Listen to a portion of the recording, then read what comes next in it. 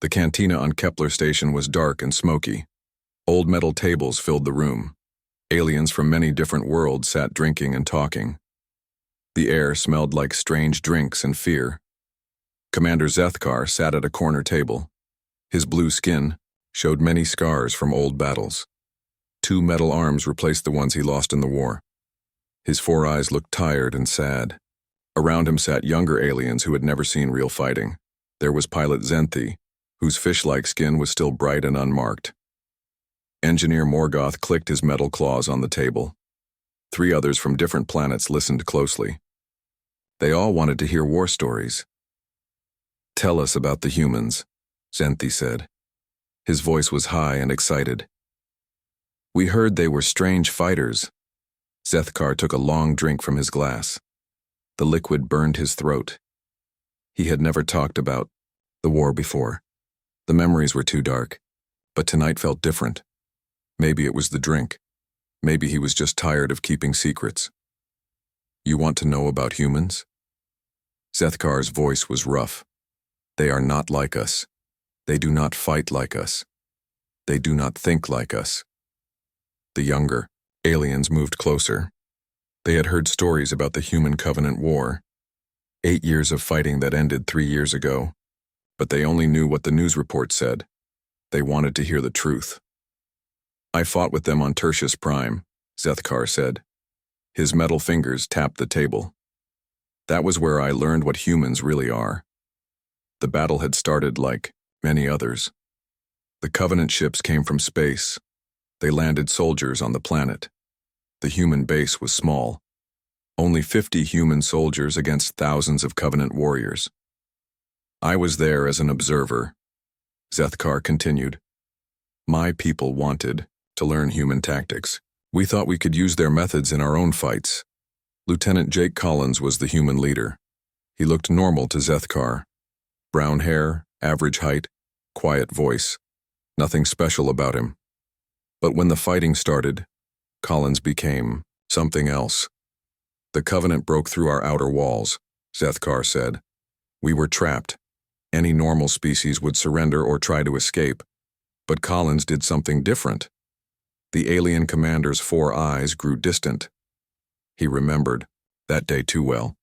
The smell of burning metal, the sound of weapons firing, the screams of wounded soldiers. "Collins called for volunteers," Zethkar said slowly. "He needed someone to draw the enemy into a trap. But the volunteer would not survive. It was certain death." The younger aliens looked confused. Who would volunteer to die? Every human raised their hand, Zethkar said. Even the wounded ones. Even the ones who could barely walk. They all wanted to be the bait. Private Sam Parker was chosen. He was young, maybe 20 human years. He had a picture of a human female in his pocket, probably his mate, but he did not hesitate. Parker took weapons and ran into the open, Zethkar continued. He screamed and shot at the Covenant forces. He made them angry. They all chased him. The plan worked perfectly. The Covenant soldiers followed Parker into a narrow canyon. The other humans were waiting with explosives. When Parker gave the signal, they destroyed the canyon walls. Rocks crushed hundreds of enemy soldiers. Parker died too. The rocks fell on him as well. But he was still screaming war cries when the stones hit him. "That was my first lesson about humans," Zethkar said. "They do not fear death, they use it as a weapon." The cantina was quiet now. Other aliens had stopped talking to listen. Even the bartender, a 6-armed creature from the spiral worlds, was paying attention. But that was just the beginning. Zethkar continued. What Collins did next changed everything. After the canyon trap, the Covenant forces were angry. They sent more soldiers. The humans were still outnumbered 10-1. Any normal species would try to defend their position. But Collins had a different idea. He told his soldiers to collect the Covenant bodies, Zethkar said. "At first I thought it was for intelligence, to learn about enemy weapons and armor. But I was wrong. The humans arranged the alien bodies in strange patterns. They cut symbols into the corpses. They left messages written in Covenant blood. But the messages were not in any language the Covenant knew. Collins told me later," Zethkar said. "The symbols meant nothing. The patterns were random. But the Covenant did not know that. They thought the humans were performing some kind of ritual. The psychological effect was immediate. Covenant soldiers began to fear the human base. They talked about human magic and human demons. Some refused to attack. Others ran away during battles. Within a week, the Covenant had 10 times more soldiers on Tertius Prime, Zethkar said. But they were afraid to fight. Collins had won without killing a single enemy. The younger aliens looked shocked. They had never heard of such tactics. In their cultures, war was about strength and honor. This was something else entirely. That was when I realized, Zethkar said. Humans do not just fight to win. They fight to break their enemies' minds. They turn fear into a weapon more powerful than any gun. He finished his drink and signaled for another. The story was just beginning. The real horrors were still to come. You asked about humans, Zethkar said, but you are not ready for the truth.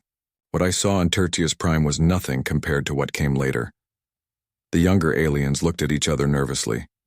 They wanted to hear more, but something in Zethkar's voice made them afraid. The war changed everything, Zethkar said. It changed the humans. It changed me. It changed what we thought was possible in warfare. He looked around the cantina. So many species, all living in peace now. They had no idea what humans were really capable of. They had no idea what was sleeping in the human soul, waiting for the next war to wake it up. The second drink burned even more than the first. Zethakar's metal hands shook slightly as he set down the glass. The younger aliens waited for him to continue. They could see the pain in his 4 eyes. You want more stories? Zethakar asked. Then I will tell you about Nexus 7. That was where I learned humans have no limits. The Battle of Nexus 7 happened 2 years after Tertius Prime. Zethkar had been promoted to work directly with human forces. He thought he understood them now. He was wrong. Captain Amy Foster led the human regiment on Nexus 7. She was small for a human with red hair and green eyes. She looked like she could be someone's daughter or sister. But Foster was the most dangerous human Zethkar ever met. The Covenant surrounded us, Zethkar said. 20,000 enemy soldiers. Against our 1,000. We had no supplies, no way to escape, no help coming. The younger aliens listened carefully. They knew this story should end with surrender or death. Those were the only logical choices. Foster called a meeting with all unit leaders. Zethkar continued. She had a plan. But when she explained it, I thought she had lost her mind. The plan was simple and horrible. The humans would not try to fight their way out. Instead, they would make the Covenant afraid to fight them. They would use psychological warfare so extreme that the enemy would break. First, Foster's soldiers started leaving messages, Zethkar said. They carved words into trees. They painted symbols on rocks. But the messages were not threats or demands. They were worse. The humans wrote detailed descriptions of Covenant religious ceremonies. But they got the details wrong on purpose. They mixed sacred rituals with forbidden acts. They turned holy words into curses. The Covenant soldiers who found these messages became angry, Zethkar explained, but also confused. How did humans know their secret rituals? Why were they changing them? Within days, Covenant forces were arguing among themselves. Religious leaders accused each other of sharing secrets with humans. Some units refused to work with others. The enemy army began to split apart, but Foster was just getting started. Then came the recordings, Zethkar said. His voice grew quieter. Foster had her soldiers make audio messages. They pretended to be Covenant prisoners being tortured. The younger aliens looked confused. Pretended? Asked Morgoth. The screams were real, Zethkar said. But the humans were torturing themselves. They wanted the sounds to be authentic. Sergeant Pete Wilson volunteered first. He was a big man with kind eyes and a gentle voice. He had 3 children back on Earth. But Wilson let the medics cut off his finger while he screamed into a recording device. They played these recordings on Covenant communication channels, Zethkar continued. The enemy heard their own people being tortured. But when they checked their prisoner lists, no one was missing. More humans volunteered for the recordings. They burned themselves with hot metal. They broke their own bones, they cut their own skin. All to make sounds of pain that would frighten the enemy. The Covenant began to believe humans could torture people who did not exist, Zethkar said. They thought humans had supernatural powers. But the worst part was still coming. Corporal Lisa Hayes was chosen for the deepest mission. She was young, maybe 25 human years. She had blonde hair and blue eyes. She looked innocent and harmless. Hayes had to infiltrate a Covenant religious gathering, Zethkar explained. These ceremonies happened once every few months. They were sacred to the Covenant, very important. To get inside, Hayes had to pretend to be a converted prisoner, someone who had given up her human beliefs and accepted Covenant religion. But the Covenant were suspicious. They tested all converts. Every day for 3 months, they tortured Hayes, Zethkar said. They wanted to make sure her conversion was real. They broke her ribs, they burned her skin, they did things I cannot describe. Hayes never broke. She screamed and cried, but she never revealed her mission. She learned Covenant prayers. She memorized their holy books. She became the perfect convert. The torture was real, Zethkar emphasized. Hayes was not pretending to feel pain. She felt everything, but she chose to endure it. On the day of the ceremony, Hayes activated a device she had hidden inside her own body. The explosion killed 300 Covenant religious leaders. It also killed Hayes. She could have used a remote bomb, Zethkar said. She could have escaped after planting it. But Hayes chose to die with her enemies. She wanted them to know a human had destroyed their most sacred gathering. The psychological impact was devastating. Covenant forces began to believe humans could hide inside their own religion. They stopped trusting their own converts. They started executing prisoners instead of trying to change them.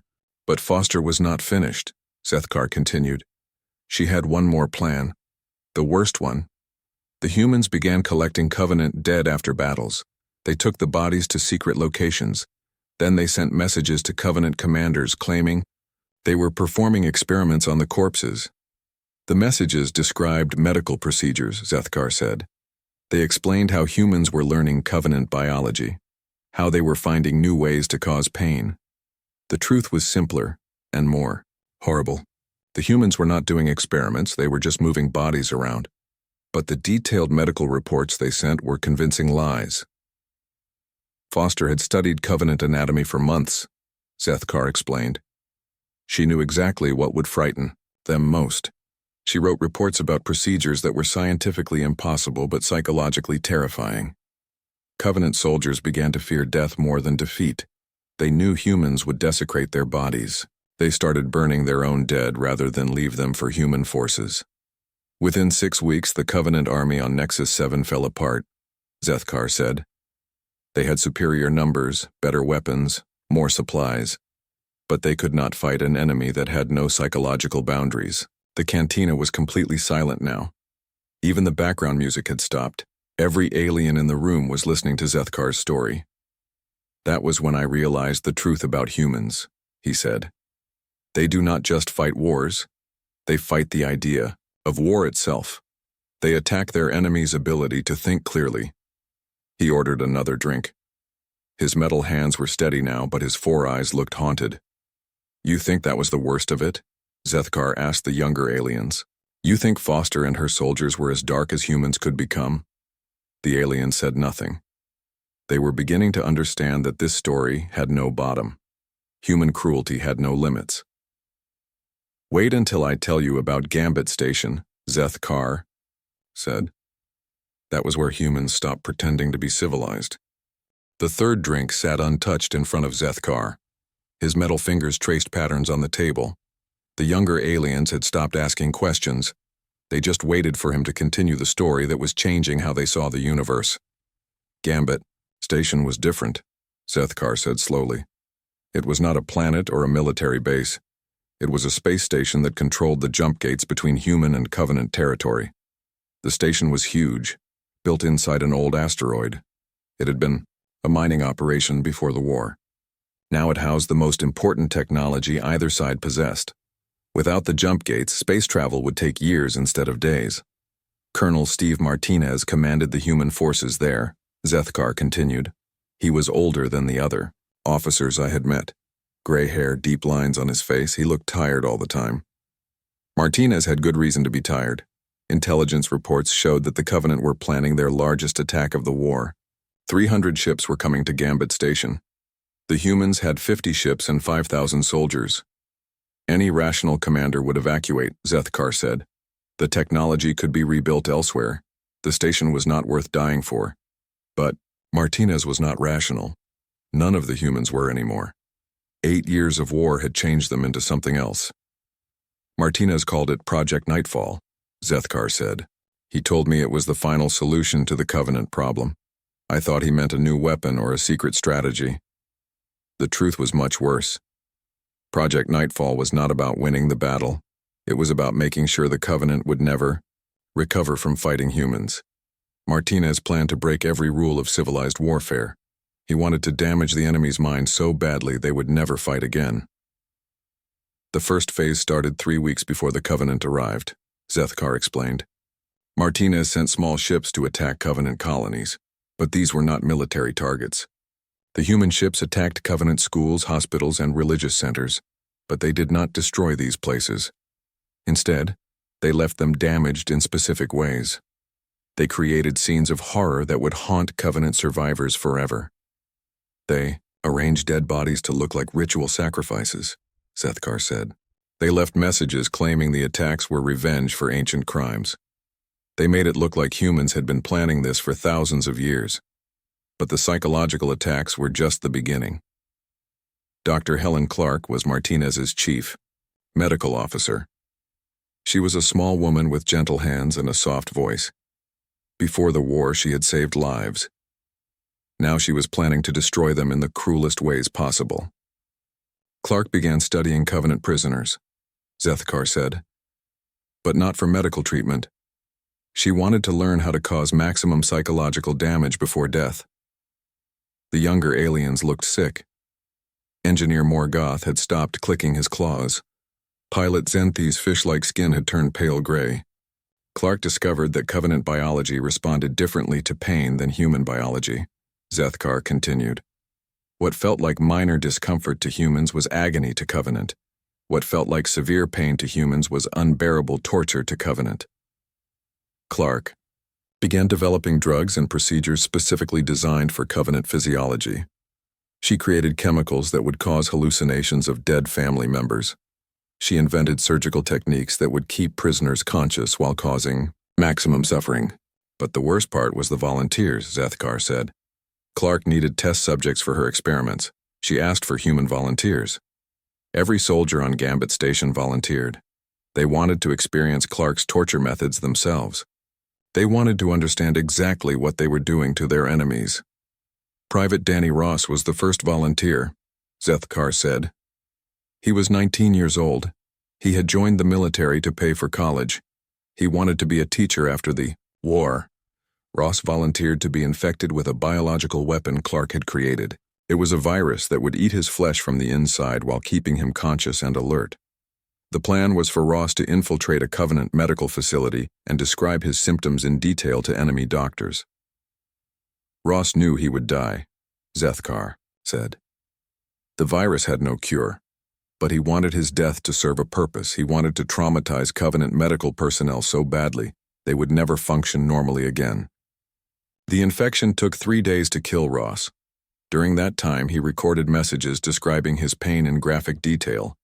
He explained how it felt to watch his own body decompose.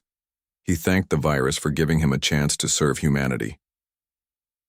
The Covenant doctors who heard these recordings never recovered, Zethkar said. Many of them refused to treat patients afterward. Some killed themselves rather than face the possibility of seeing the virus again. But Martinez was planning something even worse for the final battle. When the Covenant fleet arrived at Gambit Station, they expected a normal siege, Zethkar said. They thought the humans would try to defend the station or evacuate the technology. Instead, Martinez broadcast a message to every Covenant ship. He told them that Gambit Station was now a testing ground for new human weapons. He invited them to attack and see what happened. The humans had rigged every section of the station with cameras, Zethkar explained. They wanted to record everything that happened during the battle, but not for military intelligence. Martinez planned to broadcast the entire battle to every Covenant colony and military base. He wanted the entire enemy species to watch their soldiers die in the most horrible ways possible. The humans booby-trapped every corridor with psychological weapons, Zethkar said. They filled rooms with recordings of Covenant children crying for help. They created holographic displays of Covenant religious figures being tortured. They turned the station into a haunted house designed specifically for Covenant fears. But the cruelest trap was in the central command center. Martinez and 50 volunteers locked themselves in the command room. Zethkar said. They had enough supplies to survive for days, but they were not planning to survive. The humans in the command room began broadcasting live feeds of their own deaths. They took turns killing each other in front of the cameras while describing how it felt.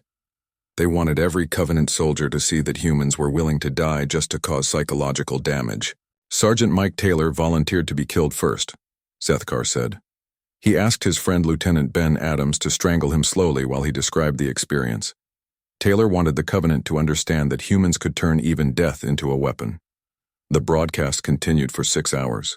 50 humans died in front of the cameras, each death designed to be more psychologically damaging than the last.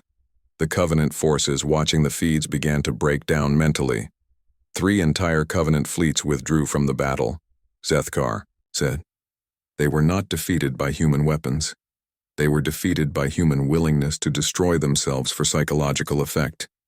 Gambit Station fell, but the Covenant never recovered from watching its destruction. The recordings were stored in their archives, a permanent reminder of what humans were capable of. That was when I understood the truth, Zethkar said. Humans do not fight wars to win territory or resources. They fight wars to break their enemies' souls. Zethkar finally picked up his third drink. His metal hands were steady now, but something had changed in his 4 eyes. They looked distant, as if he was seeing things that were not in the cantina. The younger aliens sat in complete silence. Several had pushed their own drinks away. Engineer Morgoth had stopped breathing normally. Pilot Zenthi kept looking toward the exit as if he wanted to leave. You think that was the end of the story? Zethkar asked. You think the war ended? With Gambit Station. The war did end 6 months after Gambit Station fell. But not because of military victory. The Covenant surrendered not because they could not win, but because they could not bear to keep fighting. The Covenant leadership made a decision, Zethkar said. They realized they were not fighting a normal enemy. They were fighting a species that had no psychological limits in warfare. The surrender came with unusual terms. The Covenant did not just agree to stop fighting. They asked for guarantees that humans would never use their psychological warfare methods again. They wanted promises that humans would follow normal rules of war in any future conflicts. The humans agreed, Zethkar said. They signed treaties promising to fight civilized wars. They established rules for their own military about what methods were acceptable. But Zethkar had learned something during his years fighting alongside humans, something that still kept him awake at night. I spent 3 years working with human forces, he said. I saw them in battle and I saw them during peacetime. What I discovered was more frightening than any weapon. The most disturbing thing about humans was not their cruelty in war. It was how easily they returned to normal behavior afterward. Captain Amy Foster, who designed the psychological campaigns on Nexus 7, spent her free time teaching alien children human songs, Zethkar said. She would sit with refugee kids and help them draw pictures. She showed genuine kindness and care. The younger aliens looked confused. How could the same person be both monster and caregiver? Colonel Steve Martinez, who created Project Nightfall, organized food shipments for displaced Covenant civilians, Zethkar continued. He worked 18-hour days making sure enemy refugees had enough to eat and safe places to sleep. This was what truly terrified Zethkar. The humans did not seem damaged by their own actions. They did not show signs of psychological trauma from the horrible things they had done. They simply switched between war mode and peace mode as if they were changing clothes. I watched Dr. Helen Clark, treating wounded Covenant prisoners with the same gentle care she used on human patients, Zethkar said. The same hands that had designed torture procedures were now healing the enemy. She showed no signs of internal conflict. Zethkar had tried to understand this human ability. He studied their psychology, read their history, interviewed their soldiers. What he found changed his view of the entire species. Humans have something we do not, he said. They can compartmentalize their minds. They can separate their actions in war from their actions in peace. They can be monsters and saints at the same time. Private Danny Ross, who had volunteered to die from the flesh-eating virus, had recorded a final message before his death. In it, he talked about his plans after the war. He wanted to return to school, become a teacher, help children learn about science and math. He died believing he was making the world safer for future generations. Ross was not lying or pretending, Zethkar said. He genuinely wanted to help children, but he also genuinely believed that dying horribly in front of enemy cameras was a noble sacrifice. This psychological adaptability was what made humans truly dangerous. Other species would be broken by committing such acts. They would need years of healing and therapy. But humans could commit atrocities in the morning and show compassion in the afternoon. I never determined if this was a strength or a sickness, Zethkar said. Maybe it is both. The war had ended, but Zethkar's education about humans continued. He stayed on Earth for 2 years after the fighting stopped. He wanted to understand how human society worked during peacetime. What I saw there changed everything I thought I knew about them, he said. Human children played games about war, but they also played games about helping others. Human entertainment included stories about great battles, but also stories about forgiveness and redemption. Human schools taught military history alongside lessons about peace and cooperation. They do not hide their capacity for violence, Zethkar said, but they also do not celebrate it. They understand what they are capable of, and they try to build systems to control it. The most shocking discovery came when Zethkar visited human military academies. He expected to find schools that taught advanced warfare techniques. Instead, he found something else. They teach courses called ethics in warfare, he said. Human officers learn about the psychological methods I witnessed, but they also learn when those methods should never be used. The humans had not forgotten their capacity for psychological warfare. They had simply decided to limit it. They created rules for themselves about what was acceptable in different types of conflicts. But here is what frightens me most, Zethkar said. Those rules are not permanent. They are guidelines that can be changed if the situation becomes desperate enough. Human military doctrine included something called escalation protocols. If an enemy used certain tactics, humans would respond with more extreme methods. If an enemy threatened human civilians, all restrictions would be removed. They have not lost their ability to become monsters, Zethkar said. They have simply chosen not to use that ability unless absolutely necessary. This was Zethkar's final lesson about humanity. They were not naturally good or naturally evil.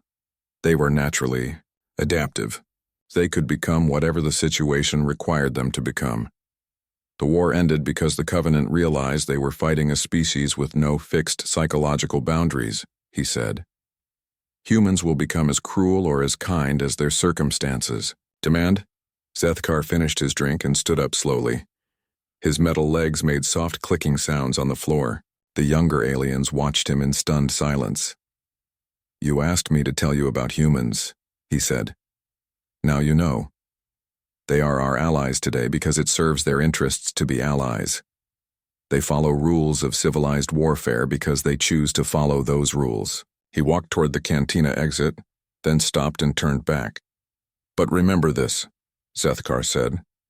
If circumstances change, if they decide that survival requires it, humans will remove every limitation they have placed on themselves. They will become whatever they need to become to win. The younger aliens sat in silence long after Zethkar left. They had learned something about humans that would change how they saw every interaction with the species. Humans were not monsters, but they could become monsters if necessary, and that possibility would never completely go away. Outside the cantina, Zethkar looked up at the stars.